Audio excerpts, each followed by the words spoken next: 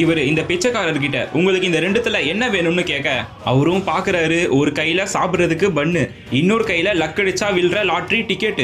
எது எடுக்கலாம்னு யோசிச்சுட்டே கடைசியில லாட்ரி டிக்கெட் தான் எடுக்கிறாரு. அதை ஸ்கிராச் பண்றாரு. மூணுமே சேமா 7ன்னு வரணும். ஆனா லாஸ்ட்ல மிஸ் ஆயிடுது. இவரும் அடைச்சா பன்னு போச்சேங்கிற மாதிரி இருக்க இந்த கோட் சூட் போட்டவர் அடுத்த பிச்சைக்காரர்கிட்ட போய் இதே மாதிரி கேட்க அதுக்கு இவரும் அந்த பண்ணை மறுத்துட்டு லாட்ரி டிக்கெட் தான் எடுக்கிறாரு. இவருக்கும் லாட்ரி விழல. இவரும் அங்க இருக்கிற எல்லா பிச்சைக்காரங்க கிட்டயும் போய் இதே மாதிரி கேட்க அதுல சில பேர் பன் எடுத்துக்கிறாங்க. ஆனா மோஸ்ட்லி அந்த லாட்ரி டிக்கெட் தான் எடுத்துக்கிறாங்க. பட் யாருக்கும் லாட்ரி விழல. அப்புறம் லாட்ரி தான் மொத்தமா காலியாக பன்னு அப்படியே இருக்குன்னு இவரும் யாரும் எடுக்காத அந்த எல்லா பன்னியும் கீழே கொட்டி அதை போட்டு அப்படியே காலிலேயே நசுக்கி மிதிக்கிறாரு. இதை பக்கத்துல இருந்த ஒரு பிச்சைக்காரரும் பார்த்துட்டு, ஏன் சார் நல்ல பண்ணு தானே, எதுக்கு இப்படி பண்றீங்கன்னு இவர் கேட்க அதுக்கு இவரும், நான் உங்களுக்கு அப்பயே ஒரு வாய்ப்பு கொடுத்தேன், எது வேணுமோ இதை எடுத்துக்கோங்கன்னு. நீங்க தானே லாட்ரி டிக்கெட்டை எடுத்துட்டு பண்ண வேணாம்னு மறுத்தீங்க, இதை தூக்கி போட்டது நான் இல்லை, நீங்க தான். இவர் இப்படி சொல்ல உங்களுக்கு இதுல இருந்து என்ன புரிஞ்சுதுன்னு மறக்காம கமெண்ட்ல சொல்லுங்க.